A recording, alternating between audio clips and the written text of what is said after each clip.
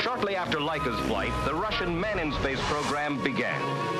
The same centrifuge that tested Laika was now adapted for human experiments. Definitivamente ese vuelo de guía era algo grande en el 61. Major Yuri Alexeyevich Gagarin was launched into orbit around the Earth.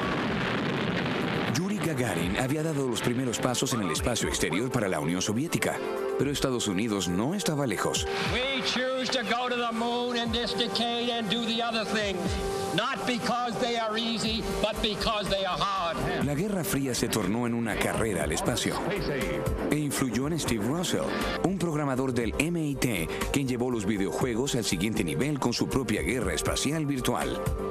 La carrera espacial estaba en las noticias y las naves espaciales despegando y volando eran algo a lo que difícilmente podías escapar. Además, acababa de leer la serie Lesman de Doug Smith.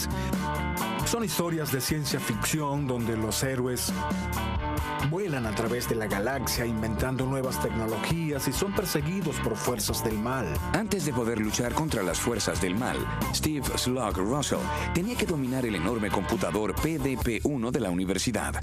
Este es un PDP-1, el primer computador que conocí y, como los computadores modernos, se enciende con un interruptor. Era un microcomputador que tenía el tamaño de un refrigerador. Costaba $120 y hacía algo simple como escribir o ser una calculadora de escritorio. Los programas eran bastante costosos, así que había una máquina de escribir costosa y una calculadora costosa. No mostraba nada espectacular. Era tan poco impresionante que pensaron que podían hacer algo mucho más genial con ese PDP. Finalmente, imaginamos que podíamos tener dos naves espaciales que podían dispararse torpedos mutuamente. Sí, bien. Es algo aburrido. ¿Puedes crear una explosión? Sí. Si el tenis para dos era una alegre distracción de la Guerra Fría, el juego de Steve Slug Russell fue una expresión directa de la carrera espacial y el temor global de una guerra espacial. Fue un producto directo de la época. Fue esa sensación de paranoia soviética. El comunismo te pateará el trasero. Eso entró en la conciencia colectiva de la sociedad. Decía, estamos asustados aquí, ¿iremos a la guerra? Fue realmente notable y muy futurista, adelantado a su tiempo, e influyó profundamente en mí. Creo que fue el juego de computador más popular del mundo por un par de años, pues era el único. Las instrucciones del código para el juego pasaron de un programador a otro, y cualquier institución con un computador PDP-1 inevitablemente tenía una versión de guerra espacial. Así que se transformó en código abierto y le dimos copias del código a quien las buscaba y a quien las quisiese. Eran jóvenes que formaban parte de un grupo al que vemos hoy como la primera generación de piratas informáticos. No hubo tanto de rebelión como de exploración. Estaban todas esas cosas nuevas por ver y hacer, igual que la alegría de un nuevo juego de construcción con muchas piezas nuevas para construir cosas. Una de las cosas que construyó Steve Russell fue la base de lo que se convertiría en la parte más importante de cualquier experiencia de videojuegos: el mando. Originalmente los controles eran los interruptores de la consola. Luego algunos sujetos del club de aeromodelos construyeron una caja de control usando piezas telefónicas sobrantes. Steve Russell fue el primer programador en llevar la destrucción a la pantalla. Bien, en ocasiones digo que yo desaté la maldición de los videojuegos sobre el mundo.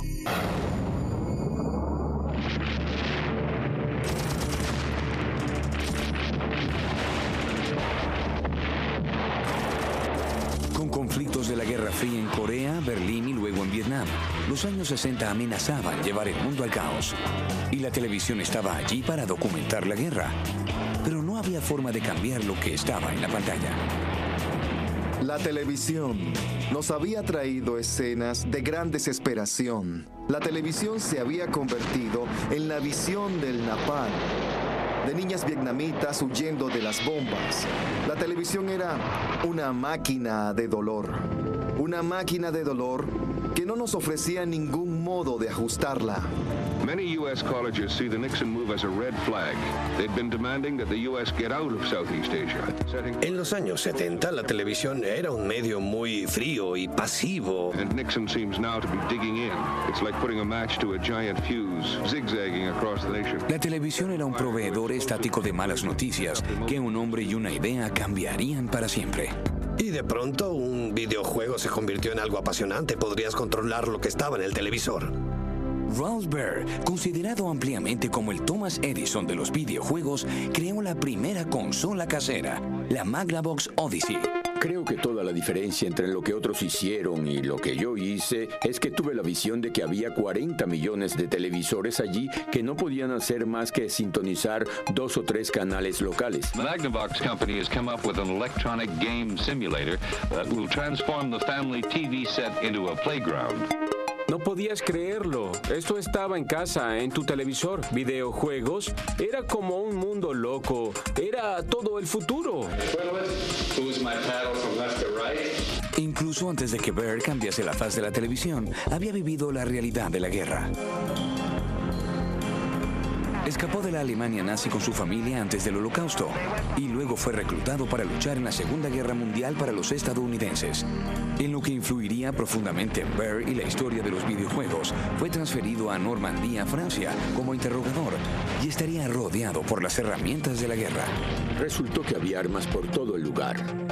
En su mayoría venían del norte de África con los británicos. Podías encontrar armas en donde mirases. Me vi envuelto en armas. Las armas poseen historia, las armas tienen una fascinación, ya sabe, son cosas mecánicas. Regresé de la guerra con 18 toneladas de armas pequeñas. Armas de fuego. Pero Baer había obtenido más que una colección de museo. Para lidiar mentalmente con la guerra, había despertado su amor innato por interactuar con la tecnología, una destreza que lo llevaría a Sanders Associates en 1958. En esa época hacían electrónica para la defensa, y Ralph Baer era un ingeniero que trabajaba allí con antecedentes en la tecnología de la televisión. Baer fue contratado para construir tecnología militar de la Guerra Fría, pero pronto comenzó a trabajar con la caja marrón, el prototipo para la primera consola casera, la Magnavox Odyssey. La caja jugaba 7 juegos diferentes y nos permitía conectar muchos accesorios. Produjimos un juego que era fascinante y sobrevivió. Aún puede jugarlo hoy y divertirse con él con nada más que simbología cruda en la pantalla. Jugaremos un juego conservador con interruptores. Aquí vamos, ahora te daré una paliza. ¡Ups! ¡Rayos! Ralph Baer cambió el modo en que el mundo veía la televisión, pero toda la diversión y los juegos eran financiados por dólares estadounidenses. Si tienes un empleo muy serio y tecnológico, buscas un poco de diversión. Y así nacieron realmente los videojuegos. Alguien jugando con un osciloscopio, ideando cómo hacer tenis para 2. Y especialmente Ralph Baer, trabajando en un campo tan serio. Creo que en ocasiones tenía que sentarse y disfrutar de toda esa tecnología con la que trabajaba, en lugar de solo usarla para, ya sabe, la destrucción.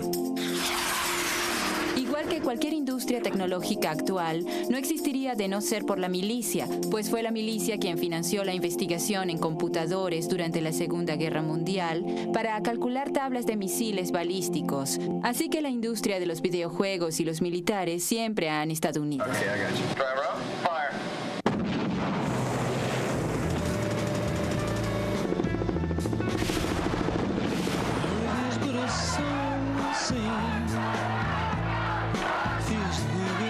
A finales de los 60 y comienzos de los 70, el movimiento de contracultura generó un nuevo tipo de empresario de videojuegos, y Nolan Bushnell, fundador de Atari, fue uno de los primeros. Era la era de Acuario. Construiríamos un nuevo orden mundial y estaría basado en el amor, la armonía y cosas así. Estaba muy imbuido en la temprana ética de Atari. En parte fue nuestra juventud, parte fue la cultura de entonces de arriesgarse. Se decía que podíamos morir mañana.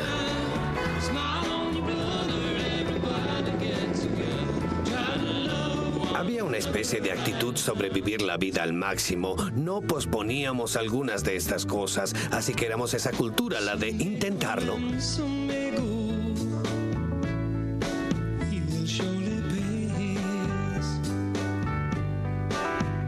Cuando se discute sobre quién creó los videojuegos, se argumenta mucho, pero nadie cuestiona quién creó el negocio del videojuego, la industria en sí. Ese fue Nolan Bushnell, fue el primero en decir, oigan, podemos hacer dinero con esto.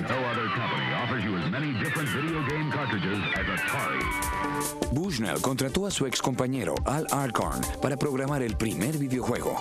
Me dio mi primer proyecto, que era construir un juego de ping-pong con una bola moviéndose y la puntuación. Y me dijo que tenía un contrato con General Electric, pero eso realmente no era cierto. Solo lo manipulé. Bien, sentí que tenía que pensar que no era solo un entretenimiento. La manipulación resultó y el prototipo de Pong estaba listo. Una vez que hice que el juego funcionara, Nolan dijo que debía tener sonido y además dijo que quería que tuviese el sonido de una multitud de ovación y alguien más dijo que deseaba escuchar abucheos cuando perdías y yo pensaba que no tenía idea de cómo hacer eso en absoluto. Ya estaba muy por encima del presupuesto, tenía demasiados chips en eso como estaba, así que solo hurgué con un pequeño amplificador de audio en el circuito y encontré tonos que sonaban bien y se los conecté. Fue menos de la mitad de un chip colocar esos sonidos y le dije, es todo, Nolan. Hizo que funcionara en 3 días. Eso me dejó anonadado. Él es muy bueno. Luego cambiamos una pequeña cosa. Cuando la bola golpeaba segmentos diferentes de la raqueta, el ángulo aumentaba y de pronto pasó de ser un juego aburrido a ser un juego muy divertido y exitoso. Ese pequeño cambio fue la diferencia, como el día y la noche. Cuando Atari lanzó Pong al mundo en 1972, la industria del videojuego nació. Pong fue el inicio de todo, es decir, Pong fue el primer videojuego que las personas podían jugar, porque no estaba en un laboratorio. Así que escribí las primeras instrucciones, que era un paso 1, inserte la moneda. Paso 2, la bola comenzará automáticamente. Paso 3, evite fallar la bola. Y eso era todo, era muy fácil de jugar. Cualquiera que haya conocido el Pong recuerda el primer momento en que lo jugó, al igual que recuerdan el asesinato de Kennedy porque teníamos el poder del píxel. Crecí en un bar en Liverpool, Inglaterra, y mi padre llegó un día con un gran mueble que un par de sujetos cargaban, que era así de grande. Por supuesto era Pong, el predecesor de todos los juegos. La otra cosa extraña sobre Pong fue que era un juego de 2 jugadores. Se requerían 2 personas para jugar, no podías jugar solo. Pong era más una competencia del tipo piedra, papel o tijeras. Era otra manera de tener una competencia, de permitirme patearte el trasero y probar que soy el mejor del mundo. Fue el comienzo de la liberación femenina. Women and all the minorities, that all of us must stand up together and say no more. Maybe the men aren't ready for it, but the revolution is on. The women of America are marching, more of them in the East than anywhere else. Era muy aceptable que una mujer, ahora liberada, entrase a un bar y dijese, ¿jugamos Pong? Yo pago. Las mujeres coordinan mejor sus músculos pequeños que los hombres, así que las mujeres podían jugar Pong en general mejor que los hombres. Esta fue la primera de muchas veces que en un campo de juego las mujeres podían vencer a un hombre joven. De hecho, las mujeres llegaban a jugar a los bares y ganaban dinero. Bien, creo que Pong aparece en un momento en que Estados Unidos pasaba un serio momento en su historia. No fue solo Vietnam, el movimiento de los derechos civiles. Los 70 parecían mucho más frívolos en retrospectiva que los años 60, un periodo de intensidad. No creo que los videojuegos crearan esa sensación de frivolidad. Son solo síntomas de la tendencia de las personas a quedarse en casa, a participar en actividades sociales. Todos se habían vuelto un poco serios y malhumorados. Creo que es un mejor modo de verlo. Incluso si todo fuese perfecto en el mundo, se necesita entretenimiento. Por naturaleza, el juego es básico para los mamíferos de todo tipo. Los cachorros, los monos, los humanos se juegan en todas las naciones y jugamos los juegos del otro. Higginbotham, Russell, Bear, Bushnell. Estos pioneros, conscientemente o no, canalizaron nuestros temores colectivos en sus creaciones virtuales. Era obvio que el mundo estaba alerta y los videojuegos eran armas perfectas de distracción masiva por todo el mundo.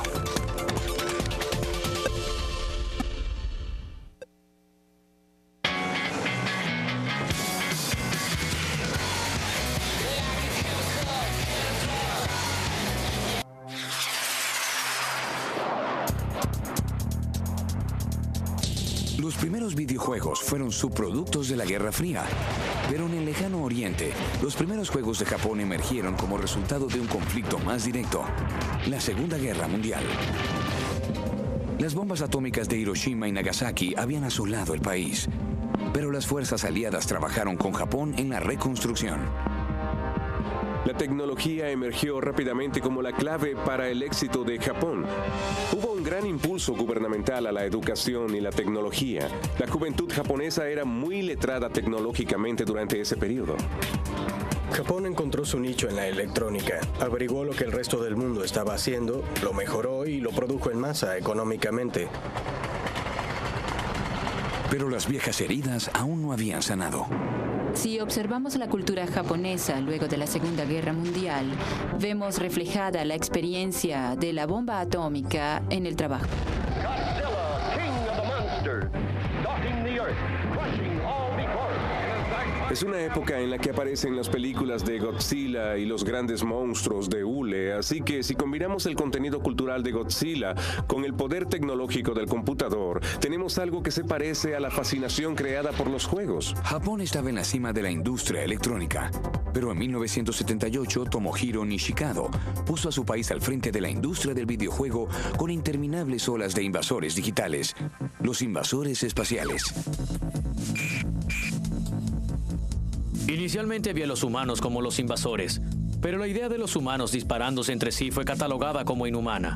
Así que pensé en lo que sería apropiado e imaginé una invasión de alienígenas. Imaginé que no habría problemas en dispararle a monstruos. Cuando observamos invasores espaciales, no se trata de imaginar que vemos alienígenas en el cielo y pensar en aviones volando sobre Japón. Claramente, las armas de destrucción masiva eran lanzadas desde el cielo. Lo interesante sobre invasores espaciales es que fue un escenario de fantasía precoz.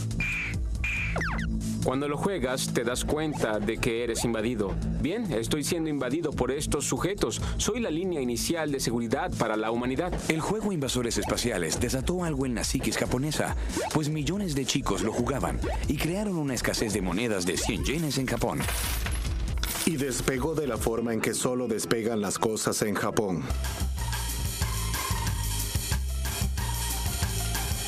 Los videojuegos eran algo nuevo, algo diferente. Había algo por qué salir de casa y experimentar. En Japón, eso es importante, pues los hogares son mucho más pequeños. Así que los adolescentes japoneses salen por allí de un modo diferente a los estadounidenses. Nos basamos en el latido del corazón humano para crear uno de los sonidos en el juego.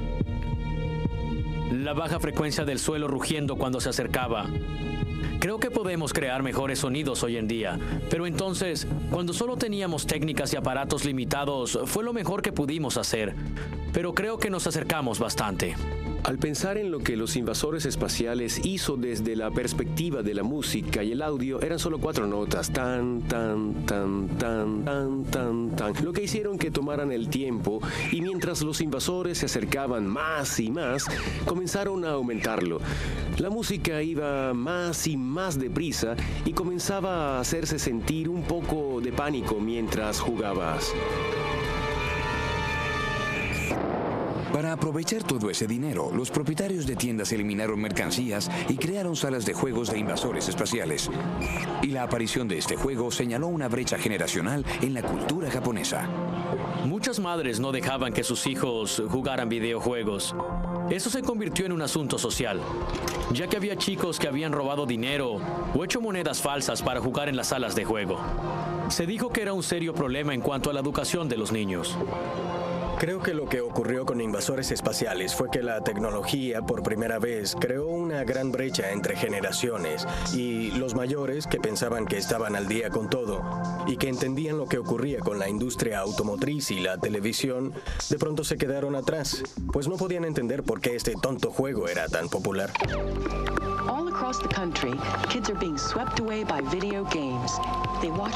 En Estados Unidos comenzamos a ver todo tipo de ordenanzas en las que cierto número de chicos no podían estar en una misma tienda o en una sala de juegos al mismo tiempo. Estableció una cultura. Lo que sucedía también con esos juegos, y era de algún modo un poco triste, es que inevitablemente el jugador perdía. Creo que no pensábamos en eso conscientemente. Entonces me pregunto si eso no refleja algo de esa paranoia de la Guerra Fría, de que al final la guerra es un juego derrotista. Siempre vas a perder.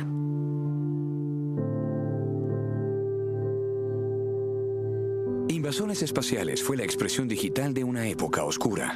Pero Japón siempre ha sido afecto a los personajes simpáticos. Que entre Pac-Man.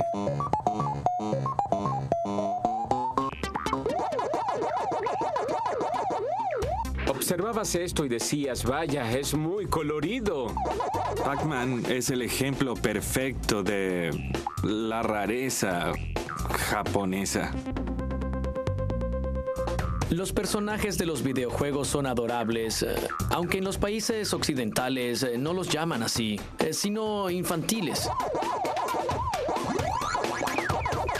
Es una cultura que tolera más la monería que las culturas occidentales y lo hemos visto durante toda la segunda mitad del siglo XX. En alguna medida refleja el poder de consumo de las chicas japonesas. Toru Iwatani era un joven diseñador de la compañía de juegos japonesa Namco, antes de crear el primer videojuego superestrella de la historia.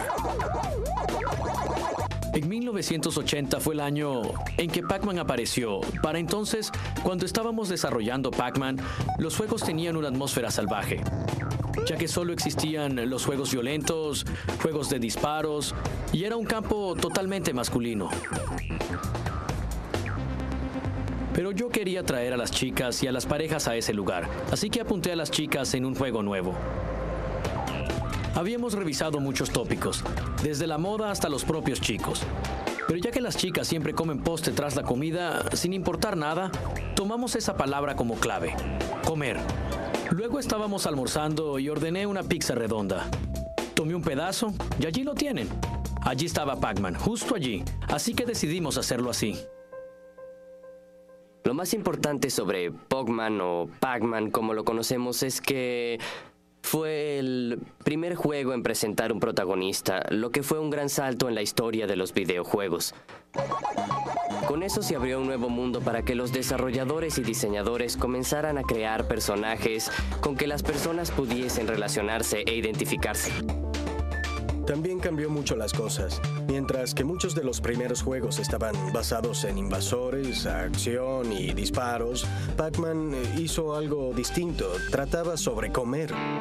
Es el mejor ejemplo de cómo algo comienza pequeño con un juego y se hace tan enorme que nadie sabe cómo detenerlo. Like Valley could hardly make the games fast enough. Every bar and restaurant and coffee shop in America seemed to want one. Es el juego que la mayoría recuerda, tal vez el más apreciado y por el que se siente más nostalgia. Sería muy difícil encontrar a alguien en sus 30, incluso en sus 40, que no tenga un historial de haber jugado Pac-Man. Everybody playing. Men, women, children, families. It seemed like Pac-Man had taken over our lives. Pac-Man es uno de los momentos iniciales del mercadeo, donde tomas algo que fue diseñado como un juego y se convierte en algo diferente, como música o animales disecados, pequeños juguetes para apretar y caricaturas, algo que tiene piernas y hace muchas cosas. Y luego está la señora Pac-Man.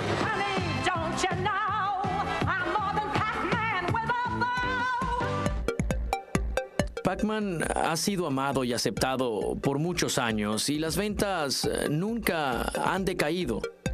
Han pasado 25 años, pero Pac-Man aún sigue estando aquí. Ha tenido una carrera sorprendentemente larga.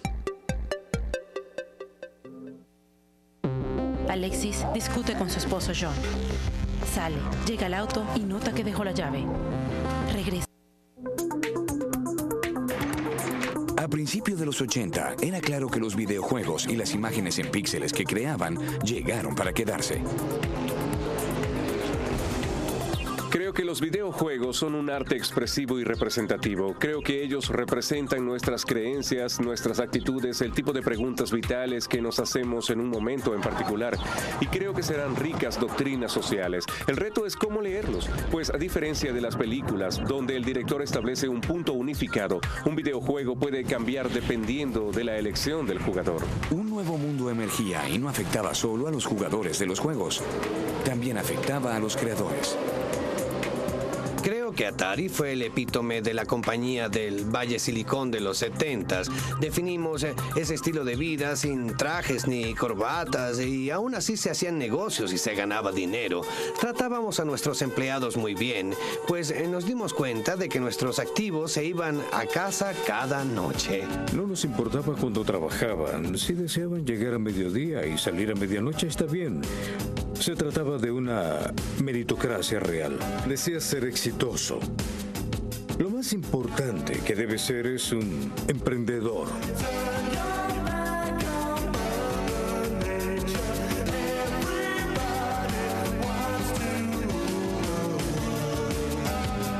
Pero también era la época de las grandes sumas y negocios, y Atari siguió el ejemplo cuando Bushnell vendió la compañía a Warner Communications.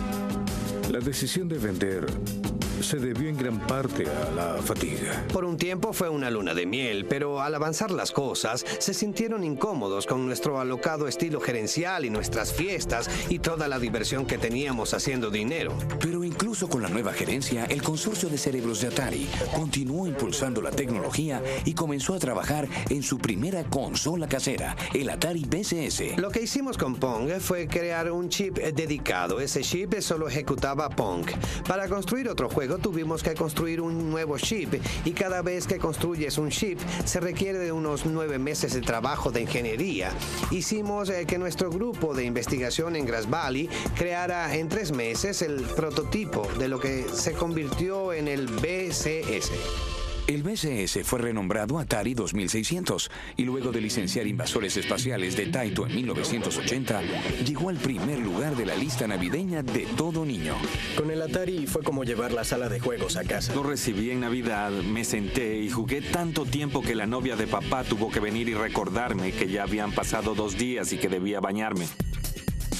Atari ganó hasta $100 millones con cada uno de sus títulos, pero el nuevo ambiente corporativo de Atari estaba aplastando lentamente la base artística sobre la que fue construida. Es muy interesante, pues se generó mucha rabia entre la gerencia de Atari después de ser adquirida por Warner y los programadores, pues te pagaban unos $20,000 al año y tú creabas los juegos por ti mismo, y al hacerse más rentables comenzó a generarse un resentimiento entre los diseñadores por no recibir el crédito. Temían dar poder a las personas. Creo que las personas merecen su valor en el mercado. Así que se desarrolló esa verdadera jerarquía a la que nos esforzamos por evitar anteriormente en Atari. Bien, poco después, 4 de los empleados se fueron y formaron una compañía llamada Activision y comenzaron a vender sus propios cartuchos que eran muy buenos. Y ese fue el fin del monopolio que tenía Atari. Me hice insoportable para la gerencia de Warner porque comencé a llamarlos tontos. Y esa no es la forma en que debes comportarte cuando estás con sujetos de Nueva York que visten trajes. Y terminó en una reunión de directorio en otoño y yo renuncié o fui despedido en enero siguiente. Certainly Bushnell's life is better because of it, at least financially, but he is locked out of the business he started. Atari aún creía que ser el pez más grande en el mar capitalista mantendría las ganancias. Igual que la bonanza financiera de los años 80, sintieron que no terminaría. El éxito para Atari llegó tan fácilmente para los que la dirigían que no sintieron que debían ser cuidadosos, ni sintieron que debían ser inteligentes. Atari lo perdió. Cuando conviertes la creatividad en fuerza de mercadeo, se vuelve muy peligroso, pues las personas se aburren. El juego del que hablan muchas personas es una versión de E.T. hecha en 1983 que fue tan mala que Al Alcorn, quien programó Pong y trabajó para Atari, dijo que lloró cuando lo vio. El presidente de Warner hizo un trato con Steven Spielberg en el que le pagó, lo olvidé, una gran suma, 10 millones o algo así. Fue creado a bajo costo, deprisa, en poco tiempo, solo para lanzarlo al mercado. Los niños corrieron a las tiendas y compraron el juego para descubrir que lo que amaban en la gran pantalla era terrible en la pequeña pantalla. Al parecer había tantos de esos cartuchos que no pudimos vender, que tuvimos que deshacernos de ellos y terminaron en un relleno. Se corrió la voz y luego Atari los cubrió con cemento para desaparecerlos y poder negarlo, alegando que los cartuchos estaban defectuosos. Lo cierto era que no pudimos venderlos. Sí, fue muy feo hacia el final. Sales of Atari video games dropped off sharply. Somehow Atari products became 1983 fue el año del gran choque. A finales de los 70, cuando hablabas con las personas que hacían juegos, entonces decían que al hacer un juego, básicamente lo lanzabas al aire y esperabas que cayera el dinero. Así que todos trataron de entrar en el mercado. Había muchos competidores, docenas y docenas de compañías. El público estaba inundado con juegos y había tantos tan malos que apagó el interés del público hacia el medio. Aunque los gráficos y el sonido sean buenos, ahora hay algo un poco aburrido sobre dispararle a un marciano o algo. The big crash. Not since 1929 has an industry fallen so far, so fast. The victim of oversaturation and changing. Al final, la falta de juegos de calidad para el 2600 y el influjo de juegos en los computadores caseros fueron demasiado. La industria de juegos había madurado en un negocio legítimo, pero debían triunfar o morir. Si no te haces obsoleto solo, alguien lo hará. Y luego Atari murió, una muerte súbita, dolorosa y notoria, pero para mí estaba muerta ya en el 81. Solo tomó hasta el 83 para alcanzarlos a ellos y suceder. Estúpido. Hice más dinero negociando acciones de Warner, pues lo vi venir, que al vender la compañía. No es cierto. Pero me fue muy bien negociando las acciones, no más que eso. El juego se reinició y la proverbial puerta estaba abierta para cualquiera con un gusto por los videojuegos y una mente de programador. La aventura había comenzado.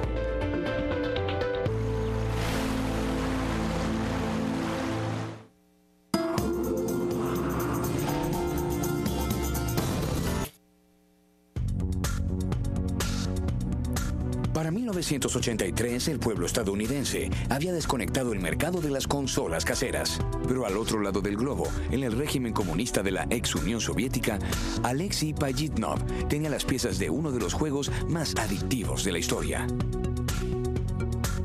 Tetris. Los primeros tiempos fueron muy oscuros aquí, pues había total estancamiento en la política. El clima moral era muy sombrío, no teníamos esperanza, no teníamos mucho entretenimiento. Teníamos algunas películas, algunos teatros, pero básicamente la vida no estaba hecha para entretenerse. Yo pasaba 14 horas al día en mi trabajo, solo jugando con mi computador como los jóvenes piratas de ahora. En 1985, Alexei pasaba el tiempo como científico en computación en la Academia Rusa de Ciencias. Me dijeron que no era lo que me interesaba. Mi corazón estaba en este tipo de pequeños acertijos, rompecabezas y diversiones. Concibió esta idea, una idea puramente matemática de tomar todas las configuraciones posibles para unir un juego de bloques y hacer que no fuese solo unirlos en un rompecabezas normal de 2 dimensiones, sino hacer que cayeran. Imaginé piezas que caían. Debías rotarlas, pues así es como encontraban su forma, y colocarlas. Esta fue la idea principal de Tetris. Para las personas era un modo de pensar distinto a otros juegos. Usaba una parte del cerebro que las personas no acostumbraban a usar en los videojuegos. Fue una idea tan asombrosa que realmente no se requerían gráficos para venderla. Y para 1986, las versiones del juego para el computador aparecieron. Pero Alexei había firmado una licencia de 10 años para su juego. Imitando a Atari, la Unión Soviética vendió el juego por todo el mundo e hizo millones con su creación. Bien, sucedió. Fue todo. Las personas básicamente no tenían derechos y lo que produjesen o hiciesen les era arrebatado. No quise luchar por mis derechos. Prefería que publicasen el juego.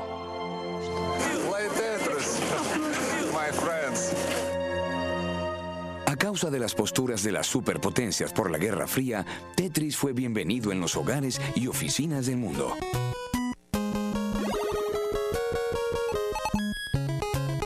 Si lo juegas lo suficiente, como lo hice cuando apareció, comienzas a soñar con Tetris. Tetris. Tengo visión de Tetris. Veo el paisaje y me digo, eso encajaría allí. Realmente reacomodas el mundo. Vencer al Tetris no es específico de una cultura. Y creo que es por eso que viajó por todo el mundo, llegó a los aparatos manuales y era el juego del momento o la canción que no puedes sacarte de la cabeza. Es un lado en el que puedes comprometer un poco este serio negocio de los computadores. Pero por otro lado me divierto tanto en este mundo que nadie podría impedirlo. Mr. Gorbachev, tear down this wall. En 1989 el muro de Berlín cayó y pocos años después la Unión Soviética. El conflicto que había originado los videojuegos había terminado. Alexei se mudó a Estados Unidos en 1991 y en 1996 los derechos de Tetris regresaron a su creador. Ahora estoy por mi cuenta y hago algunos diseños de juegos con mis amigos y el resto del tiempo solo leo libros y me divierto. Tetris y los incipientes años de los videojuegos surgieron de la Guerra Fría. Pero sentaron las bases de una industria y capturaron una eterna necesidad humana. Hay algo sobre esos juegos que trasciende la historia y las fronteras nacionales porque nos lleva de vuelta a algo fundamental de la imaginación humana, de la curiosidad humana, de la búsqueda del placer que es tan básico a lo que somos como humanos. Los cambios tecnológicos son muy claros, pero el cerebro humano aún es el mismo. Así que algo que te fascinó hace 30 años aún es interesante para ti. Y los mejores juegos vivirán para siempre. Cuando la era dorada de los videojuegos llegó a su fin, otra ya estaba emergiendo, guiada por un robusto plomero que llevaría a la industria al siguiente nivel.